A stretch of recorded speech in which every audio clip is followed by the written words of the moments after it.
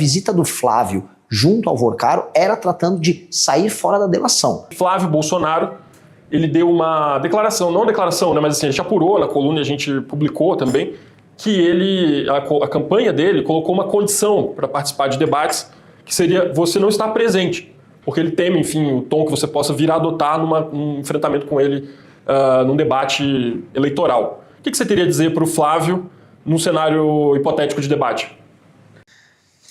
Olha, realmente o Flávio, ele...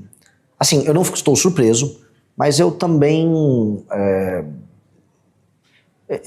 ele entregou uma fraqueza tão grande, que denota realmente que ele me vê como talvez um demônio, um cara que vai perseguir ele. Na verdade, eu não precisaria fazer muitas coisas para constranger o Flávio. Se eu, apenas um debate, tiver um espaço para eu falar uma proposta, sem citá-lo nominalmente, e ele tiver que falar do mesmo tema do outro lado, o contraste já vai machucar ele. Acho que existe um problema no Flávio, primeiro, de contraste. Ele não consegue construir nenhuma sentença bem feita, e tampouco ele consegue apresentar uma ideia original que vai seduzir o eleitor. Então ele não gera imaginação, ele não gera perspectiva. Aí do outro lado, ao conflito, ao confronto. Eu vou confrontar ele.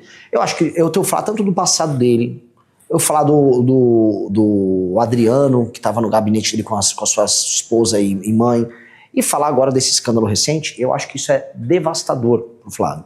E eu sei que os demais não falariam. Nem o Zema, nem o Caiado, eles iam apenas fazer pequenas insinuações, como eles vêm fazendo pra imprensa. E isso teria, vamos dizer, um dano tão grande que, assim, fazia sentido ele fazer isso mais na miúda, né? O problema é que ele entregou tudo, e acho que agora está impossível não me ter nos debates. Porque qualquer, vamos dizer, qualquer opção além dessa vai soar que sofreu interferência do Flávio. E pelo que eu sei das emissoras, que eu já tive contato, nada disso mais faz sentido da parte dele. Então, eu estarei lá. E aí, bom, você pode trazer a questão do áudio dele com o Daniel Vorcaro, ele pode tentar trazer o seu áudio também daquela viagem, tal, da Ucrânia. Como é que você responderia a ele nesse cenário? Houve um escândalo heterossexual de um áudio infeliz, mas no mínimo engraçado, do meu amigo Arthur, em que absolutamente R$0 foram desviados, não houve nenhum crime cometido, e do outro, claramente, um atestado de uma relação que necessariamente é criminosa, porque pouco se falou ainda, e eu tenho certeza que será apurado tanto pela imprensa quanto pelas investigações, que será contrapartida, né? Ninguém coloca R$100 e poucos milhões adiantado num filme B de bomba, uma porcaria de um filme, sem imaginar que é algo enquanto contrapartida, porque se eu partir dessa premissa, então o contrato do Alexandre de Moraes era apenas uma consultoria. O Guido Mantega estava falando sobre economia. É óbvio que não, é óbvio que existe uma troca de favores, a lógica da compra de autoridades do Vorcaro era essa, e nós saberemos os detalhes dessa com o Flávio logo mais. O que eu estou sabendo já de bastidores é que a visita do Flávio junto ao Vorcaro era tratando de sair fora da delação. O que ele disse que ele foi lá o Flávio foi até o Vorcaro e falou, não, nunca mais fale comigo, agora que você tem um escândalo, né? O mesmo Flávio que anda junto com o Valdemar, né, que anda com o William Tomás, mas ele chegou ali e aparentemente a conversa foi sobre delação. Tô entregando um off bom aqui pra vocês e depois eu te entro nos detalhes. E aparentemente ele foi tratar disso, foi se reunir pra, me tira fora dessa, vamos deixar combinado isso aqui. Não, entra nos detalhes agora, então, conta um pouquinho mais pra gente. É que eu teria que entregar minhas fontes, não sou jornalista, mas tenho que manter, mas aí eu posso entregar pra você no off. Podemos falar depois sobre Sim, isso, então. Mas de fato foi isso, é assim, ele percebeu que deu problema e aparentemente ele obteve um combinado com o Vorcaro de não entregá-lo. Tanto que ele ficou seguro e saiu fazendo seu périplo junto a empresários e visita junto ao mercado financeiro avisando, não, eu só tive com ele uma vez, mas não houve nada. Então ele imaginou que... Exato, ele imaginou que ia ficar safe. Entretanto, os vazamentos acabaram quebrando a estratégia dele. Por isso que ele foi pego de surpresa e por isso que ele nem contou pro time de campanha. Renan, vamos mudar um pouco de assunto, falar de um tema que você gosta e explora na sua campanha, que é segurança pública. Você deve ter visto hoje a prisão da advogada influenciadora Deolane Bezerra, né? Foi acusada pelo Ministério Público de São Paulo de lavar dinheiro pro PCC, Primeiro Comando da Capital. E aí eu te pergunto, como combater o crime organizado, que hoje já tem inclusive soft power de organização criminosa? Então tem filme custeado parcialmente pelo PCC, tem cantores e artistas que são acusados de lavar dinheiro para facções, tem advogadas influenciadoras como a Deolane também. Como você lidaria com esse soft power das organizações criminosas? Pois bem, eu já venho falando muito que eu vou adotar uma postura que não será necessariamente a postura que se espera de um candidato liberal ortodoxo, no caso tradicional. Eu acho que no combate ao crime organizado, nós temos que passar por cima de determinadas liberdades. Dentre elas, a liberdade de expressão de artistas e influenciadores que são porta-voz de organizações criminosas. As pessoas se esquecem quando a gente fala de organização criminosa, às vezes acham que é um tráfico, uma lavagem de dinheiro. Veja, no mesmo dia que o PCC está fazendo uma determinada operação financeira com a Deolane, como aconteceu, o PCC está participando de brigas em favelas em que morrem dezenas de pessoas todos os dias. Para um país que vai morrer de 30 a 40 mil pessoas só esse ano, todo dia precisa morrer dezenas de pessoas, e boa parte delas são brigas entre facções. E não podemos aceitar que pessoas que participem ou do debate público, ou que estejam, vamos dizer, nas redes sociais lacrando, produzindo seus vídeos, naturalizem isso. A Deolane nunca escondeu que ela era advogada do crime organizado. Essa é uma das características que o Pose do Rodo também tinha, que o Elan tinham.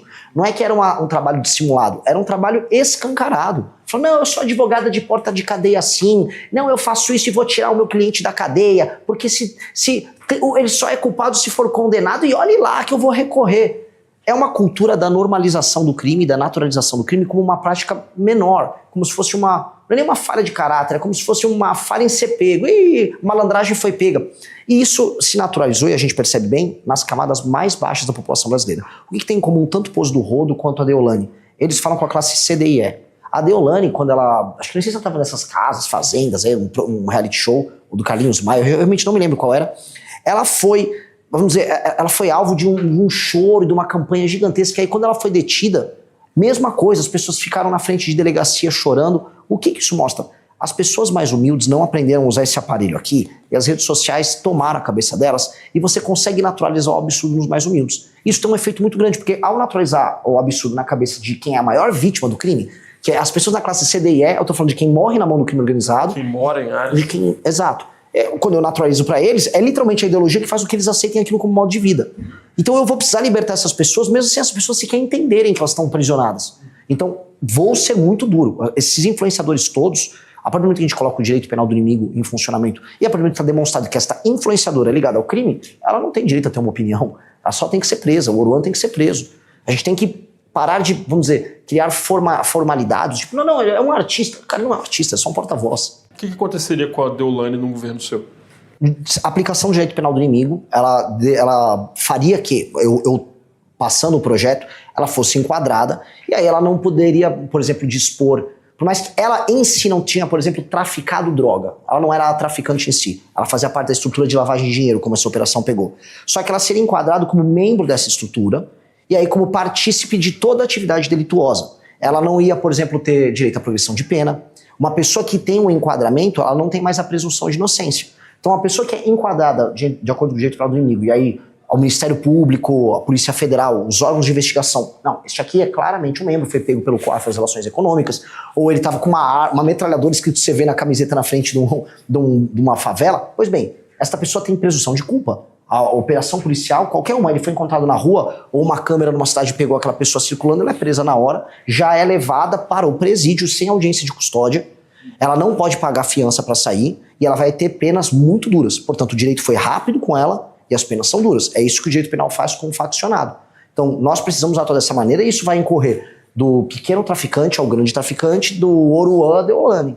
Renan, se eleito presidente, você vai governar um país que tem um poder judiciário que aplica a Constituição de 88. E por mais que você fale em direito penal do inimigo, como que você compatibilizaria isso com essa estrutura que existe? Os juízes vão continuar julgando, os ministros vão continuar dando decisões. Como concretizar essa ideia sua? Primeira coisa que vai ser muito engraçado se o STF se opor ao direito penal do inimigo sendo aplicado por nós contra o crime organizado, quando o próprio STF aplicou o direito penal do inimigo contra o Bolsonaro e a turma do dia 8 de janeiro. Eles fizeram isso. Foi criado um inimigo, e o inimigo era basicamente o bolsonarismo, e aí a lei era rápida, o inquérito era veloz, e as punições muito duras. Foi basicamente o que o bolsonarismo o STF fez, foi a aplicação do direito penal do inimigo, porque o próprio STF sabe que funciona. Tanto funciona que eles utilizaram contra o inimigo deles. Eu vou avisar, STF, isso aqui foi uma operação exótica que não passou na prática pelo legislativo. Nós formalizamos isso no legislativo, agora nós vamos executar. Você vai se opor? Então, se eu fizer uma operação, por exemplo, em Santa Quitéria, no Ceará, ou fizer uma operação na Rocinha, se eu vier uma decisão do STF falando não pode cumprir, eu tendo passado no legislativo, tendo cumprido todo o processo legislativo, eu não vou respeitar a decisão que vier do STF. Eu não vou cumpri-la, porque é uma decisão iminentemente ilegal. Eu não vou, de maneira ativa, enquanto presidente da República, sair arrumando briga com o STF à toa. Eu não vou fazer o que o Bolsonaro fez, ficar xingando o ministro. Pelo contrário, quero ter uma interlocução correta, educada. Acho que dá para ver colaboração entre o Poder Executivo e o Judiciário, por exemplo, nas fiscalizações com emendas que o próprio Flávio Dino está fazendo. Dá para ter cooperação, e isso é bom para o Brasil nesse sentido. Agora, vieram desrespeitar uma atribuição do presidente da República, o presidente da República não tem que cumprir. Como o Renan Calheiros não cumpriu uma decisão do STF em 2016, ao atropelar as atribuições do Legislativo. Será assim, sem show, sem grito. Não vou cumprir. Vou continuar minha operação aqui. Estou dentro do cumprimento da Constituição. Então, esse elemento exótico do STF não vai ter vez conosco. Eu também não tenho nada, não estou devendo nada para ninguém, estou bem tranquilo com relação a isso. E aí entra a segunda coisa, que é a aplicação erga omnes em todo o judiciário. Há, da parte do judiciário, muito espaço para inovação. Então o juiz vai dar uma sentença nova, especialmente de primeira instância. Ele dá, vamos dizer, a sentença lacrada, imaginando que com aquele efeito liminar ele suspende algo, e aí que você vai resolver no tribunal. A gente vai ter que mexer no CNJ e acabou a sentença lacrada. O Brasil tinha que chegar até a súmula vinculante, bem vinculante, como acontece em países como os Estados Unidos, para você não ter invencionismo. E a gente vê muito invencionismo na primeira instância.